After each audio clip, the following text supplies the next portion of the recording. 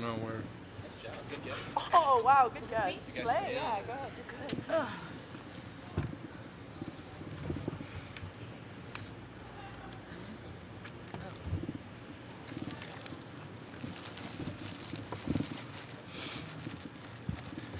Welcome to our press conference with Texas. A reminder to everyone, please no video recording of press conferences, and please silence your cell phones. Coach Elliott, if you would please start with an opening statement. What a battle. So much respect for San Diego, so well disciplined in the way that they play.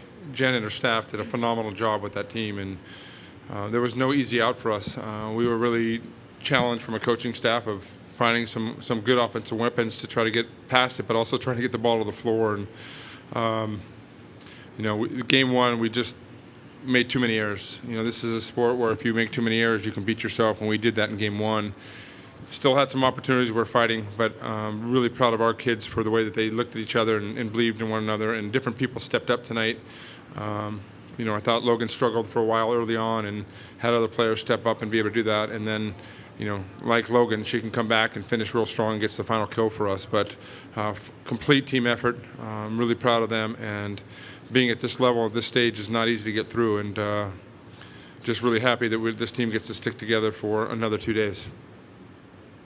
We'll take questions now for Coach or the student athletes. Please give your name and affiliation and name who your question is for.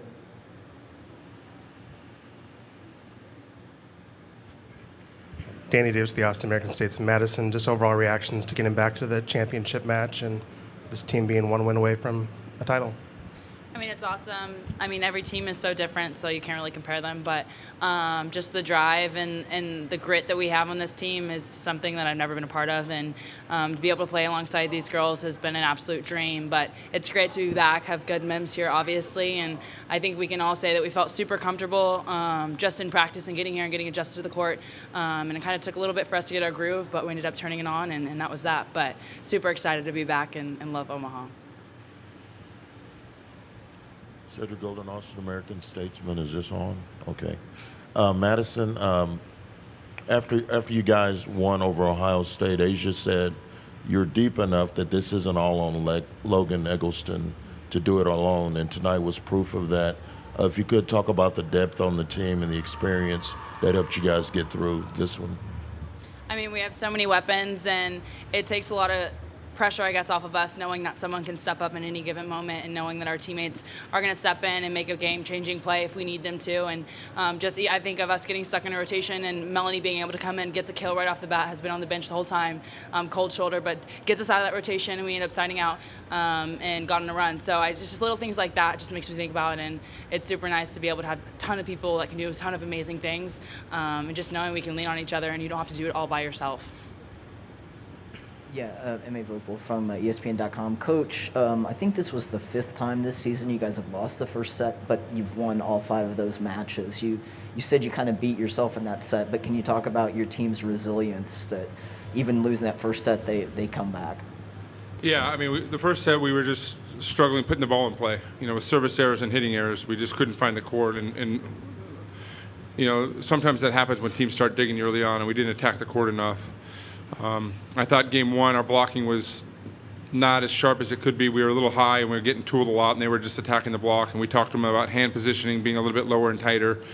And I think we really started getting some transition kills from that. Early on in game one, they were just scoring all day long off our block. And so I thought our blockers got a little bit wider. We got in front of them, and we were able to slow them down. We also, changed some things from the service line because Froling was really hurting us. And changed some distance things, but I thought, after game one, they responded and they played extremely well, and they were steady the entire match the rest of the way. We got stuck in a couple rotations, but besides that, it was pretty smooth volleyball for us. Lincoln Arneal, Omaha World-Herald. Sage, what was the mood on the court after that first set, and what changed to kind of regroup the team? I mean, obviously everyone is disappointed when you lose a set, but at the same time, we knew that tonight was going to be a grind.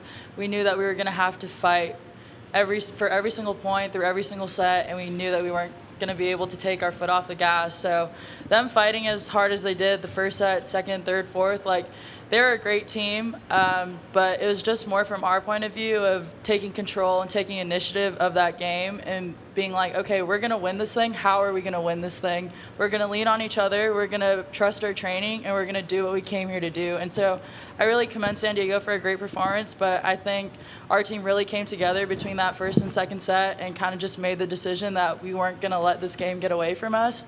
And we performed really well for the rest of the game, so we did a great job.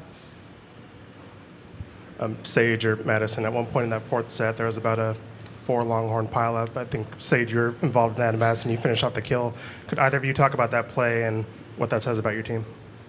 Yeah, I don't even know what happened. I just saw someone else trying to go for that ball, but I think it was more about our attitude of not letting that ball drop. We were down by 4 to start the set, like not a great way to start, but we knew that we had to be gritty, and we knew that we were going to have to go for every single ball. So I knew that I was going to possibly collide with someone, and for Maddie to be ready to just get up there and swing fearlessly, like that's what you need from your outside hitter. And so she did a great job of trusting her training. She's been working really hard, and so I mean, I don't know what happened, but I'm glad we got the point. Yeah, I think I popped that one up with my hand, and everything kind of went downhill from there. But, I mean, we got the point, so that's all that matters. But I think I just remember everyone screaming, get up, get up, get up, just because we're like, we have to keep playing. So, but it was an awesome effort on our end. Tedrick Brown with the Volleyball Project. This question is for Molly.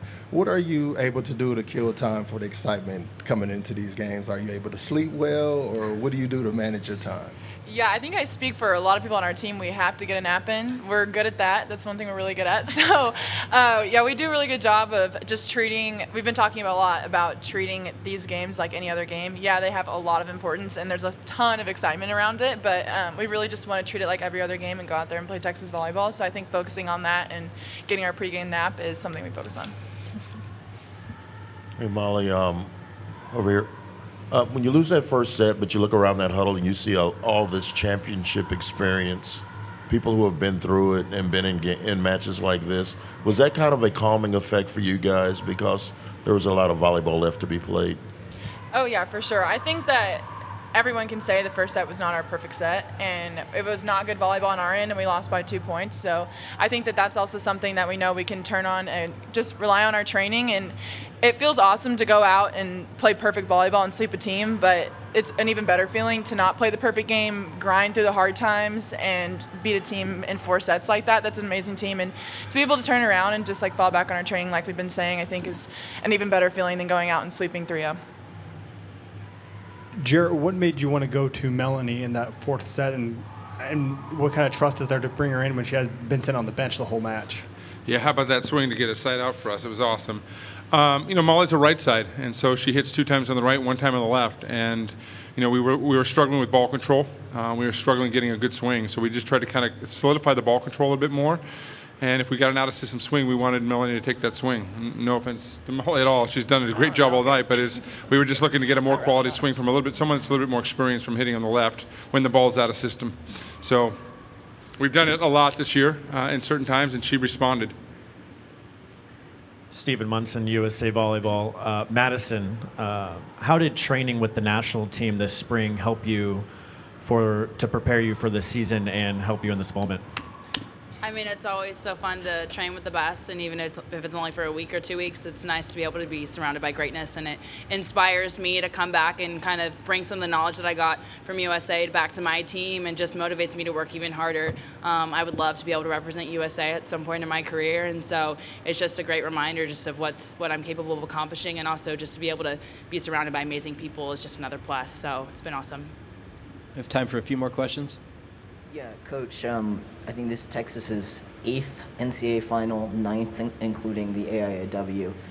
You've been there for most of them. What is the biggest key for that turnaround between the semifinal and championship match, knowing you don't know who you're going to play yet, but from your perspective? The key to what? I'm sorry, I didn't hear you. The key between winning the semifinal and going to the championship match, preparing for that title match. Well, it's another game, and it's about handling our emotions and handling our process in terms of understanding that. And if we make it bigger than what it is, that's when things get in trouble. So I've got a lot of trust in this group in terms of our routines. Everything that we do as a program is about routine. So we will follow the same standard that we did in the very first match of the season. They know what that is. They know what that timing is.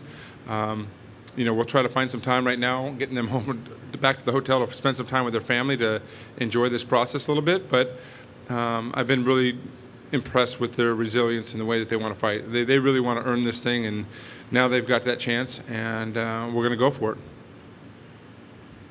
Jared, that kind of answered my question a little bit, but what's next? Do you let them go back to the hotel? Are you all going to stay in the stands and watch this match? How do you go next? The staff's going to watch it. We were going to have them watch a little bit, but with a day and a half and so much time tomorrow, family is really important to them to kind of breathe a little bit and just see that. So I think the emotional side of this, and families want to see their daughters when they win a big match like that, and so we'll let them go back to the hotel and just spend a little bit of quality time.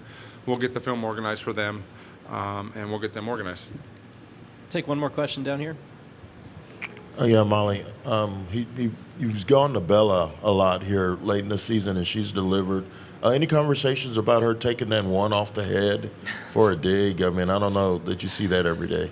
Yeah, hey, great cover, Bella's really been stepping up. She's works hard every single day in the gym, and she's ready for all those moments like that. And honestly, that's just another thing that would happen to Bella. That's just not shocking. Okay, thank you, everybody. Thank you, guys. A recording of this press conference will be available in the NCAA Digital Media Hub. Transcripts are provided by ASAP and will be posted shortly.